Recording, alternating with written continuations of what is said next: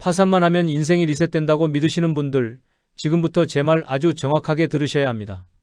파산 신청서에 도장 찍고 법원 결정문 받아들고 이제 새 출발이다 싶어서 한숨 돌리는 순간 우편함에 다시 날아드는 독촉장 보고 그 자리에서 주저앉는 분들이 한두 분이 아닙니다. 파산을 해도 절대로 없어지지 않는 빚이 최소한 8가지나 있다는 사실 알고 계셨나요?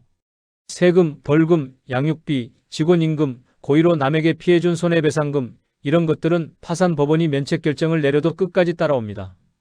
이걸 모르고 그냥 파산부터 밀어붙였다가 몇 달 뒤 국세청 독촉장, 검찰청 벌금 고지서, 전 배우자 양육비 독촉 전화가 동시에 쏟아지면서 다시 나락으로 떨어지는 겁니다. 제가 왜 이렇게 강하게 말씀드리냐면 저는 20년 동안 개인 회생과 파산 문제만 상담해온 채무정리 전문가 정민석입니다. 수천 건 넘는 상담을 하면서 공통점 하나를 발견했어요. 파산제도 자체보다 더 무서운 건 잘못된 기대입니다. 다 사라질 줄 알고 시작했는데 끝까지 안 없어지는 빚 때문에 인생이 한 번 더 무너지는 거죠. 특히 시니어 연세에 들어서 빚 정리를 고민하시는 분들은 더 조심하셔야 합니다. 40대, 50대, 60대 넘어가면서 파산을 선택한다는 건 단순히 빚만 정리하는 게 아니에요. 남은 인생 전체의 방향을 결정하는 겁니다. 연금 받을 나이까지 얼마 안 남았는데 파산 후에도 세금 독촉에 시달리고 양육비 때문에 통장 압류당하고 예전 벌금 때문에 운전면허까지 정지당하면 어떻게 되겠습니까? 더 큰 문제는 이겁니다. 대부분 파산 상담을 받으러 오시는 분들이 주변 사람들 말만 듣고 오세요. 누구는 파산하고 다 끝났대, 누구는 파산하고 새로 시작했대, 이런 이야기만 듣고 나도 그렇게 되겠지 하고 기대를 품고 오시는 거예요. 그런데 막상 채무 내역을 펼쳐놓고 하나하나 짚어보면 절반 이상이 파산으로 안 없어지는 빚들입니다. 은행 대출이야 파산으로 정리됩니다. 카드빚도 정리됩니다. 그런데 밀린 세금은요? 예전에 받은 벌금은요? 이혼 후 안 보낸 양육비는요? 가게 직원들한테 못 준 월급은요? 이건 파산 법원이 아무리 면책 결정을 내려도 법으로 보호받는 채권이라서 끝까지 남습니다. 국세청은 파산 여부 상관없이 세금 독촉 계속하고 검찰은 벌금 계속 독촉하고 전 배우자는 양육비 안 보내면 운전면허 정지 신청 넣습니다. 파산을 해도 절대 사라지지 않는 좀비 같은 빚 8가지를 하나하나 제 경험을 섞어서 풀어드릴 겁니다. 그리고 각각의 빚이 왜 안 없어지는지, 어떻게 대응해야 하는지 실제 사례와 함께 명확하게 알려드릴 겁니다. 여러분은 파산 후에도 남는 빚이 있다는 사실 솔직히 오늘 처음 들어보시는 거 아닙니까? 아니면 알기는 알았는데 설마 내 경우는 괜찮겠지 하고 넘어가신 거 아닙니까? 그 설마가 나중에 인생을 한 번 더 무너뜨립니다. 이제 실제 사연부터 한번 들어보겠습니다. 얼마 전에 제게 찾아오신 큰형님 같은 분이 계셨습니다. 동네에서 오래 식당을 하시다가 코로나 이후로 손님이 끊기면서 빚이 눈덩이처럼 불어난 분이었어요. 62세 김정호님인데 카드빚에 대출에 가게 보증금까지 다 잡혀있다 보니 결국 파산을 결심하고 저를 찾아오셨습니다. 김정호님 얘기를 들어보니까 정말 가슴이 아프더라고요. 30년 넘게 새벽 4시에 일어나서 국물 우리고 장사 끝나면 밤 11시 넘어서 집에 들어가시고 그렇게 평생을 일만 하신 분이에요. 자식들 대학 보내고 결혼시키고 이제 좀 편하게 살아볼까 하는 순간에 코로나가 터진 겁니다. 손님은 하루아침에 끊기는데 임대료는 그대로 나가고 직원 월급은 줘야 되고 식자재 값은 계속 오르고 그렇게 버티다 보니 카드 돌려막기가 시작됐어요. 처음엔 한두 달만 버티면 되겠지 했답니다. 그런데 한두 달이 석 달 되고 석 달이 반년 되고 어느새 카드빚이 3천만 원을 넘어가더래요. 은행 대출도 5천만 원, 가게 보증금으로 빌린 돈도 2천만 원, 합치면 1억이 훌쩍 넘는 빚더라고요. 그때부터 김정호님은 밤에 잠을 못 주무셨대요. 눈만 감으면 독촉 전화 오는 소리가 들리고 새벽에 식은땀 흘리며 깨는 날이 반복되고 그러다 결국 가게 문을 닫으셨습니다. 주변 사람들이 그러더래요. 이제 나이도 있으니까 파산 신청하면 다 끝난다고, 새로 시작할 수 있다고. 그 말을 믿고 김정호님은 파산만 하면 모든 게 해결될 줄 알고 저를 찾아오신 겁니다. 파산만 되면 세금이든 벌금이든 예전 일은 다 끝나는 줄 알고 계셨어요. 그런데 제가 채무 내역을 하나하나 들여다보니까 큰일이더라고요. 밀린 부가가치세가 800만 원, 종합소득세가 500만 원, 직원 2명한테 못 준 임금이 4달치로 600만 원, 심지어 10년 전에 받았던 음주운전 벌금 200만 원도 아직 안 낸 채로 남아 있더라고요. 이게 다 합치면 2천만 원이 넘는 돈인데 파산을 해도 그대로 남는 빚들이었습니다. 김정호님한테 이 얘기를 드렸더니 그 자리에서 얼굴이 하얗게 변하시더라고요. 파산하면 다 끝나는 줄 알았는데 2천만 원이 그대로 남는다니 어떻게 감당하냐고, 이제 일할 데도 없고 나이도 있는데 어디 가서 돈을 벌어서 갚느냐고 그러면서 눈물을 글썽이셨어요. 평생 성실하게 살아온 분이 이렇게 무너지는 모습을 보는 게 정말 가슴 아팠습니다. 저는 김정호님한테 천천히 설명을 드렸습니다. 파산으로 안 없어지는 빚들은 따로 방법을 찾아야 한다고, 세금은 세무서와 분납 협의를 하고, 직원 임금은 직원들과 솔직하게 상황을 말씀드리고 분할 지급 계획을 세우고, 벌금은 검찰청에 사정서를 내서 분납 신청을 하고, 이렇게 하나하나 풀어가야 한다고 말씀드렸어요. 그렇게 저와 함께 구조를 다시 짜서 일부는 개인 회생으로 돌리고 일부는 분납 협의로 풀고 몇 달에 걸쳐서 겨우 숨통을 틔웠습니다. 지금은 작은 공장에 취직하셔서 월급 받으면서 조금씩 갚아나가고 계세요. 김정호 님이 마지막에 이런 말씀을 하셨어요. 남들 말만 믿고 그냥 파산부터 했다면 진짜 큰일 날 뻔했다고, 파산 후에도 남는 빚이 있다는 걸 미리 알았으니까 대비라도 할 수 있었다고요. 오늘 이 영상에서 말씀드릴 내용은 여러분의 채무 정리 방식을 완전히 바꿀 수 있는 중요한 지혜입니다. 이 이야기를 끝까지 듣고 실천하셔야만 진정한 변화를 경험할 수 있습니다. 끝까지 보지 않으시면 가장 중요한 실천법을 놓치게 됩니다. 뒤에 나올 8가지 빚 종류를 모르시면 지금까지의 노력이 의미 없어질 수 있어요. 혹시 아직 구독과 좋아요를 누르지 않으셨다면 지금 바로 눌러주세요. 이 채널은 여러분의 건강한 노년을 응원합니다. 이런 중요한 정보를 더 많은 분들이 알 수 있도록 구독과 좋아요로 응원해주세요. 끝까지 보시면 왜 지금 당장 여러분의 채무 정리 방식을 바꿔야 하는지 분명하게 깨닫게 되실 겁니다. 여러분의 작은 준비만으로도 충분히 일어날 수 있는 일이죠. 그래서 이제는 우리 일상에서 파산 후에도 절대 사라지지 않는 빚 8가지를 하나씩 짚어보겠습니다. 첫 번째로 말씀드릴 게 조세 채권입니다. 조세 채권은 말 그대로 세금이에요. 밀린 부가가치세, 소득세, 자동차세, 재산세, 상속세 같은 것들은 파산을 해도 법에서 예외로 두고 끝까지 갚도록 되어 있습니다. 왜냐하면 세금은 국가 운영의 기본이 되는 돈이기 때문에 개인이 파산했다고 해서 면제해 줄 수 없다는 게 법의 기본 원칙이거든요. 우리나라 채무자 회생 관련 법령과 국세청 자료에서도 세금은 파산과 별도로 징수 절차를 계속 진행할 수 있도록 규정하고 있습니다. 그래서 파산 결정과 세금 문제는 완전히 다른 길이라고 보셔야 합니다. 파산법원에서 면책 결정을 내려도 국세청은 따로 독촉장을 보내고 체납 처분을 진행할 수 있어요. 55세 박영수님 사례를 한번 보시죠. 자영업을 하다 망하면서 카드빚과 사업자 대출 때문에 파산을 준비하셨습니다. 파산 신청 후에 모든 게 끝난 줄 알았는데 몇 달 뒤 국세와 지방세 독촉이 다시 오면서 뒤늦게 세금은 따로 정리해야 한다는 사실을 알고 크게 당황하셨어요.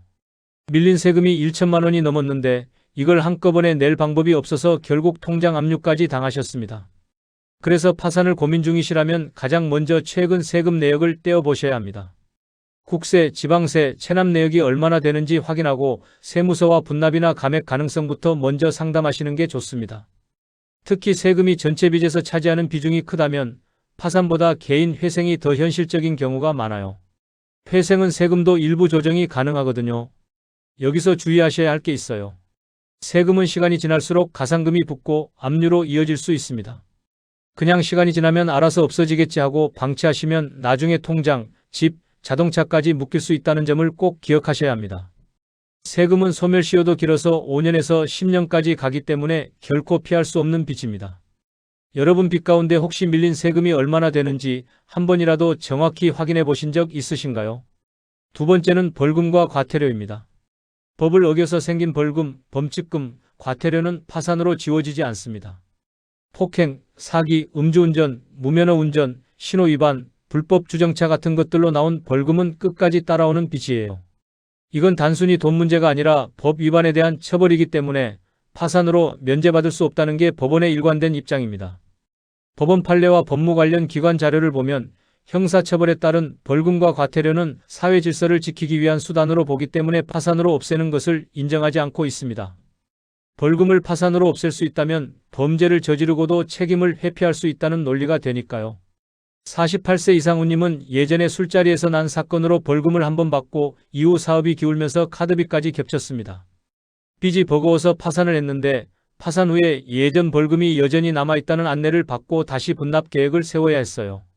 벌금 300만 원이 그대로 남아서 매달 20만 원씩 나눠내고 있습니다. 현재 본인 이름으로 된 벌금이나 과태료가 있는지 먼저 확인하셔야 합니다. 경찰서나 법원에서 온 우편을 잘 챙기시고 이미 확정된 벌금은 분납이나 감액 가능 여부를 따로 상담하시는 게 좋습니다. 검찰청에 사정서를 내면 분납을 허락해주는 경우도 있으니까요. 벌금과 과태료를 무시하고 내버려두면 급여 압류나 재산 압류로 이어질 수 있습니다. 파산을 신청했다고 해서 이런 채무까지 자동으로 멈추는 것은 아니라는 점을 꼭 기억하셔야 합니다. 심지어 벌금을 안 내면 노역장 유치라고 해서 강제로 일을 시키는 처분도 있어요. 혹시 예전에 받은 벌금이나 과태료가 아직 남아있는지 정확히 기억나지 않는 분들도 계신가요? 세 번째는 고의 불법행위 채권입니다. 일부러 남에게 피해를 주어서 생긴 손해배상금은 파산으로도 사라지지 않습니다. 대표적으로 전세 보증금을 속여 가로챈 경우, 계획적인 사기, 고의적인 폭행으로 인한 손해배상 등이 여기에 들어갑니다. 법에서는 이런 걸 악의적 채권이라고 부르는데 피해자 보호가 가해자 구제보다 우선한다는 원칙 때문에 면책이 안 됩니다. 법원은 고의로 남을 속이거나 해친 경우에는 피해자 보호가 우선이라고 보고 이런 채권은 파산의 면책 대상에서 제외하고 있습니다. 판결문에 고의라는 표현이 들어가면 비면책으로 보는 경우가 많아요. 예를 들어서 돈을 빌릴 때부터 갚을 생각이 없었다. 이런 게 입증되면 그건 고의 사기가 되는 거죠. 51세 최진우님은 지인의 돈을 돌려줄 생각 없이 투자 이야기로 속여 빌린 일이 문제가 되어 손해배상 판결을 받았습니다. 이후 사업도 망하고 파산까지 갔지만 이 손해배상 채권은 그대로 남아서 지금도 조금씩 갚아 나가고 있습니다. 5천만 원짜리 손해배상인데 파산 후에도 매달 30만 원씩 10년 넘게 갚아야 하는 상황이에요. 본인에게 손해배상 판결이 있다면 판결문을 반드시 꺼내서 확인해 보셔야 합니다. 고의로 또는 기망행위로 같은 표현이 있는지 확인하시고 혼자 판단하기 어렵다면 전문가에게 판결문 전체를 보여주고 비면책 여부를 상담받는 것이 안전합니다. 판결문 한 줄 한 줄이 여러분 인생을 좌우할 수 있어요. 판결문 내용을 대충 보고 그냥 파산을 신청했다가 나중에 이 채권이 남아있다는 사실을 알고 뒤늦게 충격을 받는 분들이 많습니다. 특히 전세보증금, 투자금, 지인에게 빌린 돈이 섞여 있는 경우에는 더 조심하셔야 합니다. 한번 고의로 판정나면 평생 따라다니는 빚이 됩니다. 여러분 중에 혹시 손해배상 관련 판결문을 받아본 적은 있지만 내용은 제대로 읽어보지 못한 채 서랍 속에 넣어두신 분은 안 계신가요? 네 번째는 중과실 불법행위 채권입니다. 중과실은 실수라고 하기에는 너무 큰 부주의를 말합니다. 대표적으로 음주운전, 무면허운전, 신호위반으로 큰 교통사고를 내서 남에게 큰 상해를 입힌 경우가 여기에 해당됩니다. 이런 사고로 생긴 손해배상 채권은 파산을 해도 사라지지 않을 가능성이 큽니다. 교통사고 관련 판례들을 보면 음주운전이나 중대한 교통법규 위반으로 인한 손해배상은 피해자 보호 필요성과 가해자에 대한 경고를 이유로 면책 대상에서 제외하는 경우가 많습니다. 특히 혈중 알코올 농도가 높거나 사고 후 도주하거나 무면허 상태였다면 거의 확실하게 비면책으로 분류됩니다. 45세 오정우님은 술자리가 길어져서 대리운전을 부르지 않고 직접 운전하다가 사고를 내어 상대 운전자에게 큰 상해를 입혔습니다.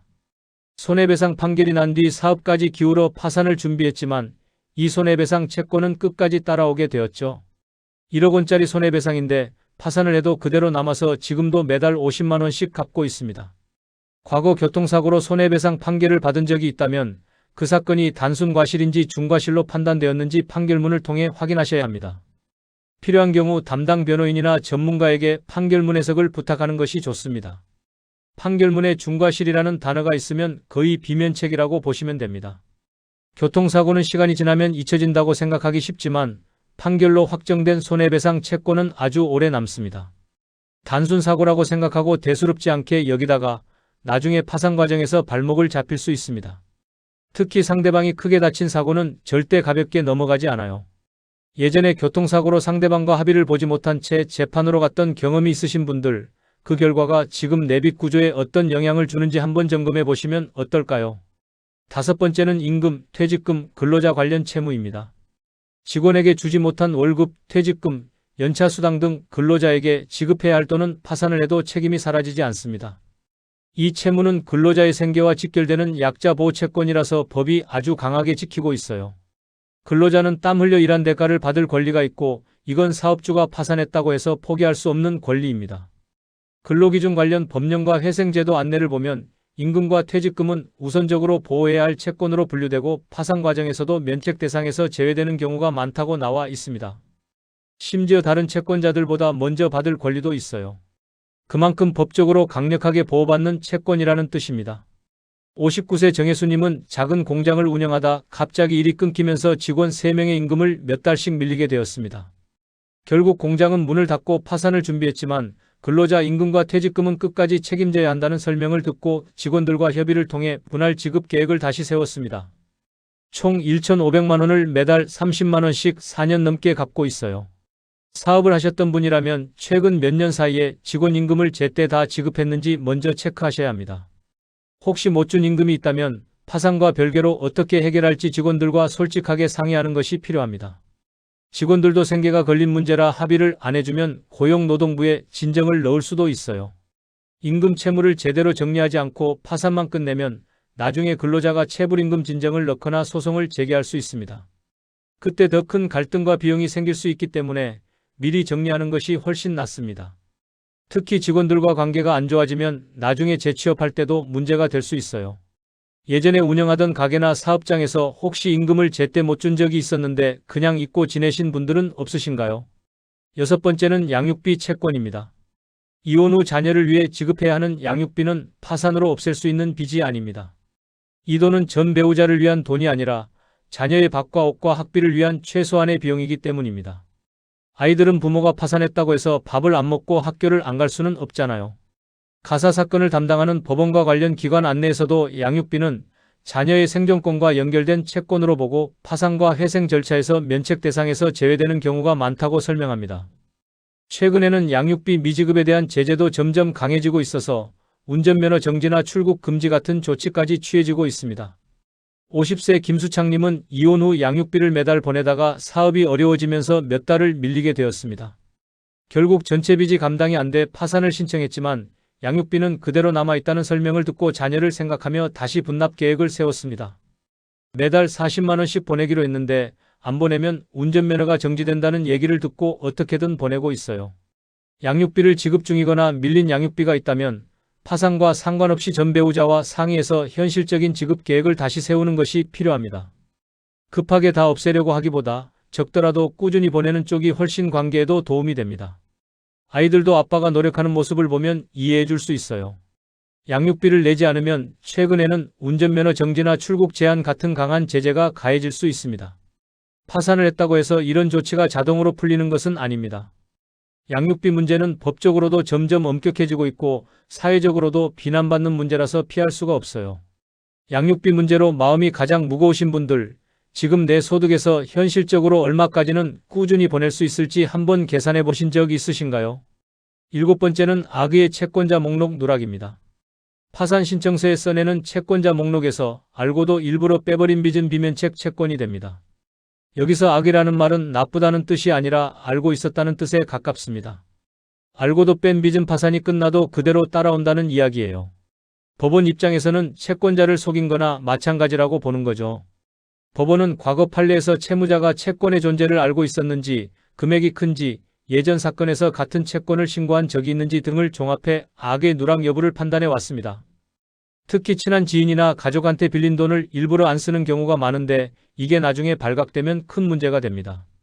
53세 윤상호님은 카드빚과 대출만 채권자 목록에 적고 지인에게 빌린 3천만 원은 관계가 불편해질까 봐 일부러 적지 않았습니다. 나중에 파산은 끝났지만 이 지인 채권은 비면책으로 남아서 더 큰 갈등으로 이어졌습니다. 지인이 나중에 알고는 배신감을 느껴서 소송까지 걸었고 결국 3천만 원을 다시 갚아야 하는 상황이 됐어요. 채권자 목록을 만들 때는 부끄럽고 꺼려지는 빚까지 모두 적어야 합니다. 카드사, 은행뿐 아니라 친척, 지인, 보증기관, 개인적으로 쓴 차용증까지 한 번에 정리해서 전문가와 함께 점검하시는 것이 안전합니다. 한 건이라도 빠뜨리면 나중에 그게 발목을 잡을 수 있어요. 대충 기억나는 것만 적고 나머지는 나중에 생각나겠지 하다가 나중에 악의 누락으로 오해받을 수 있습니다. 특히 금액이 큰 채무를 빼먹으면 법원이 알고도 뺀 것으로 볼 가능성이 커집니다. 1천만 원 넘는 빚을 깜빡했다는 변명은 법원에서 안 통해요. 여러분은 지금 내 머릿속에 떠오르지 않는 숨은 빚이 혹시 더 있을지 한 번쯤 종이에 모두 적어보신 적 있으신가요? 8번째는 환수 대상 금액과 재산입니다. 마지막으로 엄밀히 말하면 빚이라기보다는 파산 과정에서 토해내라고 요구받을 수 있는 환수 대상 금액이 있습니다. 파산 직전에 재산을 빼돌리거나 가족 명의로 옮기거나 보험 계약자를 바꾸는 등의 행동을 하면 이 재산을 다시 내놓으라고 요구받고 파산이 기각될 수도 있습니다. 사실상 피하기 어려운 돈이 되는 셈입니다. 파산 관련 판례들을 보면 재산을 고의로 빼돌린 경우에는 파산 자체를 인정하지 않거나 이미 옮긴 재산을 다시 돌려놓으라는 결정을 내리는 경우가 반복해서 나타납니다. 법원이 보기에 이건 채권자들을 속이는 행위라서 파산 신청 자격 자체를 박탈하는 거죠. 57세 장기성님은 파산을 준비하면서 본인 이름으로 된 작은 빌라를 자녀 명의로 급히 넘겼습니다. 나중에 이 사실이 드러나면서 법원에서 재산을 다시 돌려놓으라고 요구했고 결국 파산 심사도 훨씬 까다로워졌습니다. 빌라를 다시 본인 명의로 돌리고 나서야 파산이 진행됐는데 그 과정에서 자녀와도 관계가 틀어졌어요. 파산을 고민하신다면 최근 몇 년 동안 본인 재산이 어떻게 움직였는지 먼저 정리해 보셔야 합니다.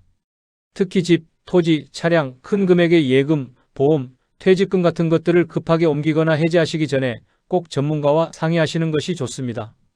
잘못하면 사기 파산죄로 형사처벌까지 받을 수 있어요.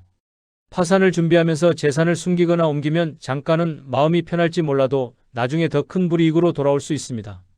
오히려 솔직하게 재산을 밝히고 법이 허용하는 범위 안에서 보호받는 것이 훨씬 안전합니다. 법원도 정직한 채무자에게는 관대하지만 속이려는 채무자에게는 아주 냉정해요. 최근 몇 년 사이에 큰 재산 이동이 있었던 분들, 그 기록이 파산 심사에서 어떻게 보일지 한 번쯤 걱정되신 적은 없으신가요? 이렇게 8가지를 이해하셨다면 이제는 내 상황에서 어떤 선택을 해야 할지 조금씩 그림이 그려지실 겁니다. 이어서 실제로 무엇부터 어떻게 준비해야 할지 생활계획까지 연결해서 말씀드릴게요. 첫 번째로 내빚 구조를 한 장에 그려보는 작업부터 시작하셔야 합니다. 많은 분들이 총 얼마를 빌렸는지, 어디에 얼마나 밀려 있는지 정확히 모른 채 그저 숨막힌다는 느낌만 가지고 계십니다. 파산을 고민할 정도라면 내빚 구조를 한 장에 그려보는 작업이 첫걸음이에요. 이게 안 되면 파산이 맞는지 회생이 맞는지 판단 자체가 불가능합니다. 종이 한 장을 꺼내서 위쪽에는 금융기관, 아래쪽에는 개인 채권자를 나눠 적어보세요. 금액, 이자, 연체 여부를 적고 옆에 세금, 벌금, 양육비, 임금, 손해배상 등 비면책 채권 가능성이 있는 것에는 별표를 쳐두면 좋습니다. 이렇게 한눈에 보면 전체 빚 중에서 파산으로 없앨 수 있는 빚이 얼마고 끝까지 남는 빚이 얼마인지 감이 잡히거든요. 대충 기억나는 것만 적고 창피한 빚은 빼놓고 적으면 나중에 악의 누락으로 오해받을 수 있습니다. 특히 친척, 지인, 사채 등은 일부러 빠뜨리는 경우가 많은데 이게 나중에 가장 큰 문제가 됩니다. 오히려 처음부터 다 털어놓고 시작하는 게 마음도 편하고 법적으로도 안전해요. 여러분은 내 빚을 머릿속이 아니라 눈으로 한 번에 볼 수 있게 정리해 보신 적이 있으신가요? 두 번째는 파산과 개인 회생, 어느 쪽이 나에게 맞는지 판단하는 겁니다. 파산은 지금 가진 재산이 거의 없고 앞으로 갚을 소득 여력도 적을 때 검토하는 제도이고 개인 회생은 일정 소득이 있는 분들이 몇 년 동안 나눠 갚으면서 일부 탕감을 받는 제도입니다. 세금처럼 파산으로는 안 없어지는 채권도 회생으로는 일부 조정이 가능해요. 내가 앞으로 한 달에 얼마까지는 안정적으로 벌 수 있을지 이 돈 중에서 생활비를 빼고 남는 돈이 얼마인지 먼저 계산해 보세요. 이 금액이 어느 정도 나온다면 회생 쪽을, 거의 남는 돈이 없다면 파산 쪽을 우선 검토하는 식으로 방향을 잡을 수 있습니다. 예를 들어서 매달 50만 원 이상 변제 능력이 있다면 회생이 더 유리할 수 있어요. 주변에서 파산했다더라, 회생했다더라 하는 이야기만 듣고 그대로 따라가면 내 상황과 맞지 않는 제도를 선택할 수 있습니다. 나이, 소득, 재산, 가족 상황에 따라 답은 달라집니다. 60대 이상이시면 앞으로 소득 기간이 짧기 때문에 회생보다 파산이 현실적일 수도 있고 반대로 연금이 안정적으로 나온다면 회생이 더 나을 수도 있어요. 지금 내 형편에서 매달 빚 갚는 데 쓸 수 있는 액수가 어느 정도인지 솔직하게 계산해 보신 적 있으신가요? 세 번째는 시니어 연령에서 꼭 생각해야 할 생활비 문제입니다. 40대, 50대, 60대 이후에는 단순히 빚만 없애는 것이 답이 아닙니다. 파산이나 회생을 하더라도 앞으로 최소한의 생활비와 의료비, 자녀 지원 등을 고려한 현실적인 계획이 있어야 합니다. 젊은 사람들은 다시 일해서 벌 수 있지만 나이가 들면 체력도 떨어지고 일자리도 줄어들잖아요. 한 달에 꼭 들어가는 생활비를 적어보고 앞으로 언제까지 일할 수 있을지, 연금은 얼마가 나오는지, 가족의 도움은 어느 정도 기대할 수 있는지 현실적으로 적어보세요. 이 숫자를 알고 나야 파산이든 회생이든 진짜 내게 맞는 선택을 할 수 있습니다. 예를 들어서 국민연금이 월 80만 원 나온다면 여기서 생활비 빼고 남는 돈으로 회생 변제를 할 수 있을지 계산해 봐야 해요. 빚만 없어지면 다 해결될 거라고 생각하고 내 건강과 노후 생활비를 전혀 계산해 보지 않는 경우가 많습니다. 나중에 다시 대출에 손이 가게 되는 악순환이 이어질 수 있습니다. 파산 후에 생활비가 부족해서 다시 사채를 쓰는 분들도 실제로 있어요. 여러분은 내 남은 인생을 기준으로 앞으로 몇 년을 더 일할 수 있을지, 그 기간 동안 매달 얼마가 필요한지 계산해 보신 적이 있으신가요? 네 번째는 채권자와의 관계 정리입니다. 은행이나 카드사보다 더 마음이 무거운 빚이 바로 가족과 지인에게 진 빚입니다. 파산이나 회생을 준비하면서 이 관계를 어떻게 정리할지 미리 마음의 준비와 대화를 해 두는 것이 중요합니다. 법적으로는 문제가 없어도 인간관계에서 평생 상처로 남을 수 있거든요. 가장 믿는 가족 한 명에게 지금 상황을 솔직하게 털어놓고 파산이나 회생을 준비 중이라는 사실을 알리세요. 그리고 지인 채권자에게는 향후 어떻게 할 생각인지, 지금은 무엇을 먼저 해야 하는지 차분하게 설명하는 자리를 한번 만드는 것이 좋습니다. 전화 한 통이라도 먼저 거는 게 나중에 관계 회복에 도움이 됩니다. 가까운 사람 빚만 따로 챙겨주려고 재산을 몰래 넘기거나 특정 채권자에게만 먼저 갚다 보면 나중에 파산 심사에서 문제로 지적될 수 있습니다. 편파 변제라고 해서 특정 채권자만 우대하면 법원에서 그 돈을 다시 돌려놓으라고 할 수도 있어요. 공평하게 처리하는 게 원칙입니다. 지금 내 빚 가운데 얼굴을 마주치기 가장 부담스러운 채권자가 누구인지 한번 떠올려 보시겠어요? 다섯 번째는 서류 정리와 기록 남기기입니다. 파산과 회생 절차에서 가장 힘든 부분이 서류 준비입니다. 소득 증빙, 통장 거래 내역, 재산 목록, 채권자 목록 등을 꼼꼼히 내야 하는데 준비가 잘 되어 있으면 심사도 훨씬 수월해집니다. 법원 입장에서는 서류가 깔끔하게 나오면 신뢰가 생기거든요. 최근 1년에서 3년 사이의 통장 내역, 국민연금과 건강보험 납부 내역, 재산 등기부, 자동차 등록증 등을 한 번에 모아두세요. 수입과 지출의 흐름이 보이도록 간단한 메모를 남기면 나중에 설명할 때도 훨씬 수월합니다. 특히 큰돈이 나간 내역은 반드시 이유를 적어두는 게 좋아요. 서류를 허술하게 내면 법원에서 의심의 눈으로 볼 수밖에 없습니다. 일부러 숨긴 건 아닌데도 빠진 서류 때문에 오해가 생기기도 합니다. 통장 내역에 설명 안 되는 큰 금액 출금이 있으면 재산을 빼돌린 게 아닌가 의심받을 수 있어요. 여러분은 지금 당장 소득과 재산을 증명하는 서류를 모아보라고 하면 어디서부터 어떻게 꺼내야 할지 감이 오시나요? 여섯 번째는 마음관리와 가족과의 합의입니다. 파산과 회생은 돈 문제이기도 하지만 동시에 마음의 문제이기도 합니다. 자존감이 떨어지고 가족에게 미안한 마음 때문에 아무 말도 못하고 혼자 끙끙 앓는 분들이 많습니다. 그런데 혼자 사귀면 우울증이나 불안증으로 이어질 수 있어요. 가족을 한번 모아놓고 지금 상황과 앞으로의 계획을 솔직하게 이야기해 보세요. 미안하다, 힘들다 하는 감정도 나누고 앞으로는 어떤 식으로 같이 버텨갈지 말을 맞추는 것이 중요합니다. 그 과정 자체가 다시 일어설 힘이 되기도 합니다. 가족이 이해해주면 마음의 짐이 훨씬 가벼워져요. 가족에게 알리기 부끄럽다고 혼자 결정하다가 나중에 가족들이 뒤늦게 알게 되면서 더 큰 충격과 불신이 생기기도 합니다. 특히 배우자 명의로 재산을 옮기는 과정에서 갈등이 깊어지는 경우도 많습니다. 배우자가 나중에 알면 배신감을 느낄 수 있어요. 여러분은 지금 이 상황을 가장 먼저 함께 나누고 싶은 가족 한 사람을 떠올리면 그 얼굴이 누구로 떠오르시나요? 일곱 번째는 파산 후 신용회복 계획을 미리 세우는 겁니다. 파산을 하면 신용등급이 최하위로 떨어지고 약 7년에서 10년간 금융거래에 제약이 생깁니다. 대출은 물론이고 신용카드 발급, 전세 계약, 휴대폰 할부 같은 것도 어려워져요. 이 기간을 어떻게 버틸지 미리 생각해 두셔야 합니다. 파산 직후에는 현금 위주로 생활하는 습관을 들이시고 소액이라도 저축 통장을 하나 만들어서 조금씩 모으는 연습을 하세요. 신용 회복을 위해서는 소득이 꾸준히 있다는 걸 증명하는 게 중요하거든요. 6개월, 1년 단위로 통장에 돈이 쌓이는 기록이 있으면 나중에 신용도 회복에 도움이 됩니다. 파산 후에 다시 빚을 내는 일이 없도록 가계부를 쓰는 습관을 들이시는 것도 좋습니다. 수입과 지출을 정확히 기록하면 내가 어디에 돈을 쓰는지 보이고 불필요한 지출을 줄일 수 있어요.